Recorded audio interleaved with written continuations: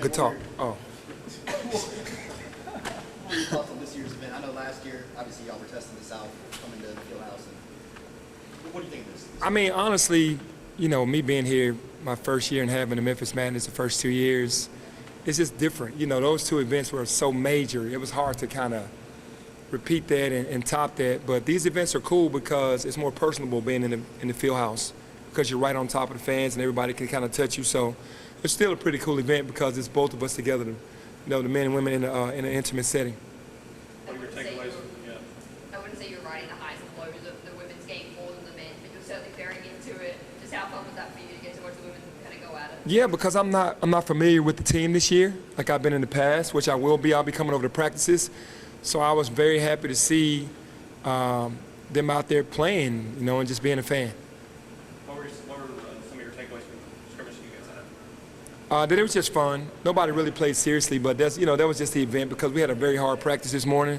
I think the guys were really trying not to get injured, but had some good stuff out there, some lobs and some dunks. That's what you really want the crowd to see: some threes, lobs, and dunks.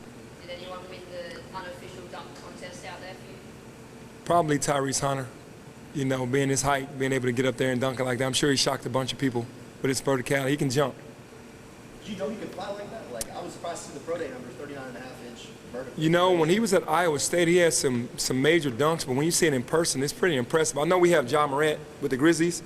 He's not really a tall guy and can fly, and Tyreek isn't getting that high, but he's getting high enough for his height.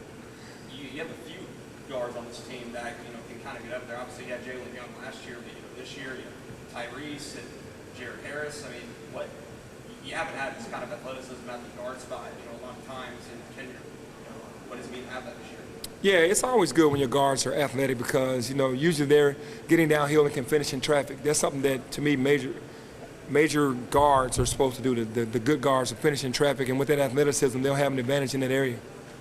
Jordan looked like he genuinely had fun being out there. Where does his joy come from? Well, his joy comes from just basically opening his game up. You know, when he was at Temple, he was, you know, to go rebound and play defense. Not that coach didn't allow him to score. He just wasn't focused on that. Now, being here, I've kind of opened his game up with the offense that we play. He's more on the perimeter. Even though he's still playing defense and rebounding, he's opening his game up, so he's having more fun that way. Dane, yesterday, whenever Cody was yesterday and today, I mean, he's showing that he can do a lot. He's not just a rebounder. He's not just a dunker or a putback guy. I mean, is that what we are seeing the last 2 days? Yeah, he's a playmaker. Honestly, he handles the ball like a guard. Like when we do the ball handling drills in practice, he's probably one of the best ball handlers, top 2 or 3 ball handlers on the team. And he can make plays. He can pass the ball really well, he can score inside, and he's definitely a weapon. And what he showed the last couple of days is who he is. Would you say you've had a big like Dane before? And if not, what is he bringing that you think you haven't had before? No, we really haven't had a big like Dane before. We've had young bigs, you know, with Precious and with Jalen Duren, who were great in their own right. But Dane is highly skilled down on that block and can make plays and can score it, and is a playmaker as well. What's it been like to ramp up his workload? I know he's had his moments throughout his college career, but never had that big staple of a role that he's going to have here, right? What's that been like for him? Yeah, no, he didn't have it at Baylor, and he had it, didn't really have it at Illinois, and having it here, you can tell he's happy. He's ready to show what you guys are seeing right now, and that's what guys come here for, to be able to show their games, because we play the pro style, and we kind of play through our bigs, so that kind of gives him an opportunity to show more of his game. Do you trust bringing Dane out to the free throw line? Because a lot of times last year you had Nick out there on that, and kind of the offense was running through him. Yep. A lot of dribble handoff, things like that. Will Dane be able to play that position too? Yeah, for sure. That's what he does the best. You know, getting out on the perimeter and giving the guards the opportunity to move without the ball and being able to make those timely passes.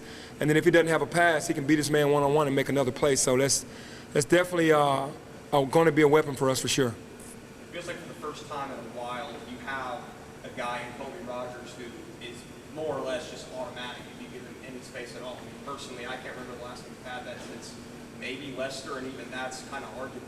You know, what kind of aspect is that for him?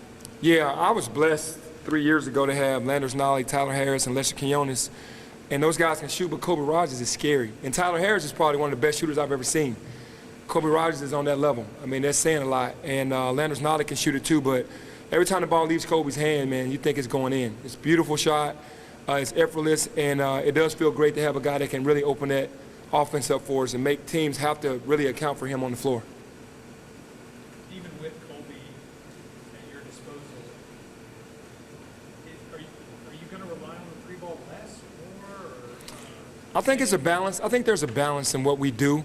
We definitely want to be a team that runs. We really want to get most of our threes in transition. But when we have to set up, we go inside that double, we got outside shooting, ready to work. So it's not that we're going to take less threes. I think we want to be smarter about them. I'm not going to put anyone in a box. And I think against Carolina, we'll see how that goes. This year's team is pretty much a three-point shooting team, if we need that.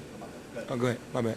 When Carolina comes here, we get another game of a former guy that you overlapped with in the NBA, Hubert Davis. Yeah. Do you have any memories of competing against him?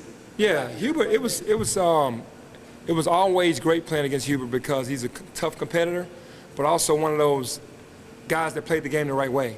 Played hard, but played the game the right way and could really shoot the basketball. So I've always had a lot of respect for his game and how he carried himself. He was never the superstar, but he was always a star on his team because he could knock down shots. Hey, Penny, with the changing of how college guys are, with not having guys going year to year, how do you determine which guys going to play what role, and how can you do that without playing games? I think this year we went and handpicked these young men to understand who they were, to come in and be more of a role, starring in their roles. And I think this team will kind of be easier to accept that because a lot of the guys already know who the guys are, and we got guys that just start in their roles instead of having 13 guys trying to be the guy. The narrative around your teams over the years has been that you really don't focus a lot on post play in terms of back to the basket post play. A lot of your guys, a lot of your bigs like to face up. Yep. Dribble, things like that. Mm-hmm. Obviously, last year you had Jordan. Yep. So the narrative was you're having to force feed Jordan to get him proper Yep. touches. Uh-huh. Dame's a different kind of guy. He's very much going to be a guy you can trust back to the basket. It's pretty clear to see. Yeah, that. for sure. We're going to go to him a lot down on the post. And if they play him one-on-one, we like our chances. He's really good down there. He's better than what I thought. I watched a lot of film on him, and him coming in with the mindset that he has now, it's been very tough. And for him to go against Musa every day has been great for him, great for both of them. Is that a part of how does that open up your offensive schemes, being able to trust somebody down in the post like that? Yeah, well, they have to double team if he continues to be dominant. And when he starts to double team, then it gets us open shots, and that's what you want. We got two more, Tim and Rachel. Is it easier to get a guy to grow into a bigger role when he hasn't had it before? Or is it easier to have a guy accept a lesser role for the greater good? No, it's harder to have a guy accept the role for the greater good because most of these young men, they want to make it to the next level, and they think score is how it happens, and it really isn't how it happens. After our pro day, the scouts always say, the guys just have to understand who they are, accept their roles because they're going to have to do that on the next level, and that's what they want to see. But it's easier to have a guy who's kind of right there and then making him the guy because you see his potential and what he can do. And with the St. Jude tip-off game coming up, just for fans who haven't got those tickets yet, what do you want to say to them about coming out to the games? To our fans, we know what St. Jude Children's Research Hospital means to our city, what it means to the world. Let's come out and support that game. Let's come out and have it packed in there so that ESPN sees it and that we raise all this money, and 100% of the proceeds are going to go to the hospital. So let's do that for our city and for the St. Jude Children's Research Hospital. Thank you.